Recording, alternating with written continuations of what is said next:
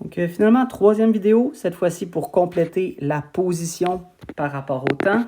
Là, ça devient un peu plus complexe. On remarque que comme nous sommes en train d'accélérer, mais nous allons avoir des quadratiques. Comme nous avons trois accélérations différentes, nous allons avoir trois quadratiques qui se suivent. Et donc, le point initial devient le point final de la prochaine courbe. Donc, pour la partie rouge, on remarque qu'on a une vitesse qui est égale à 0. Qu'est-ce que ça veut dire? Nous sommes présentement au sommet.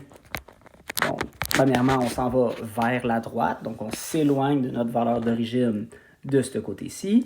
Et à ce moment-là, on va revenir sur nos pas et nous allons revenir sur nos pas. C'est pour ça qu'on va avoir une vitesse négative par la suite.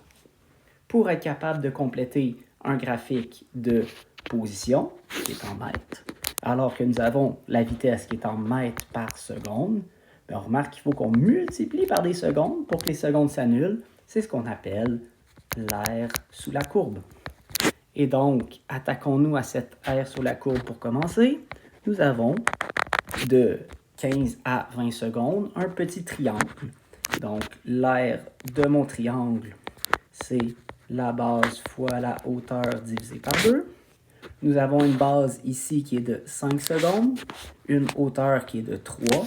Donc, ça nous donne 5 fois 3 divisé par 2. Ça nous donne 7,5. Qu'est-ce que ça veut dire?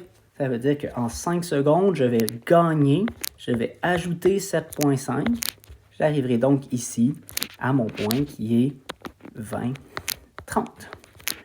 Donc, comme vous remarquez, ça ne me donne pas la position finale, ça me donne le déplacement. L'aire sous la courbe va vous donner le déplacement que vous avez fait pendant ce temps-là. Comme je sais que je commençais à 22,5 mètres de l'origine, je vais faire 7,5 mètres de plus pendant ces 5 secondes-là pour arriver à 30. Si on continue, bien, on va avoir ici un triangle, mais cette fois-ci, mon triangle, il est sous l'origine. Et donc, j'aurai une hauteur qui est de moins 3. J'aurai une base qui est de 5.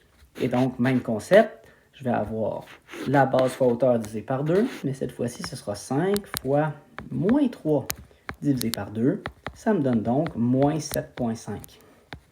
Qu'est-ce que ça veut dire? Ça veut dire que pendant mes 5 secondes suivantes, jusqu'à 25, je vais reperdre mes 7,5. Donc, nous sommes à 30. Nous perdons 7,5. Nous finissons donc à 22,5. Ce qui veut dire que nous sommes au point 25, 22,5. Vous remarquez donc que ça va faire une belle quadratique. Là, je vais mettre la bonne couleur, elle est en rouge. On arrive à notre sommet et après ça, on va redescendre comme ceci. Donc, nous sommes dans une quadratique. On a monté de 7,5 puis on a redescendu de 7,5 pour arriver à notre point final qui est 25, 22,5. Par la suite, nous avons notre aire sous la courbe. Je vais le faire en un seul moment. J'aurais pu le faire en deux pour avoir 2 points. Je vais dire que la précision n'est pas si importante que ça. Donc, nous avons ici 10 secondes qui va se passer. Pendant ce temps-là, nous avons une petite base qui est de moins 3. Nous avons une grande base qui est de moins 4. Donc, l'aire sous la courbe sera un trapèze, une grande base, plus petite base, fois la hauteur divisée par 2. Nous remarquons donc que c'est 3 plus 4 sur 2 fois 10. C'est des valeurs négatives, excusez, moins 3 plus moins 4 divisé par 2 fois 10. Ça va me donner un total de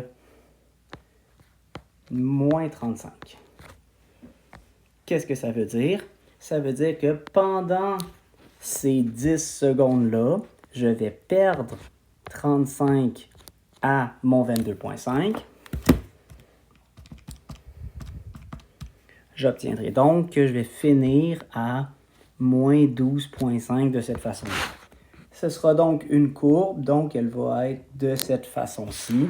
Je pourrais avoir précisément le point. J'aurais besoin d'avoir ce point-là pour être capable de le trouver. Mais l'important est juste de voir que nous allons arriver à notre point final qui est de 35 et de moins 12,5. Nous avons perdu 35 à notre valeur initiale qui était de 22,5. Donc, nous finissons à moins 12,5. Donc voilà, j'espère que ça vous a aidé. N'hésitez pas à m'écrire si vous avez des questions sur un des trois graphiques et bonne chance en vue de votre laboratoire de la semaine prochaine.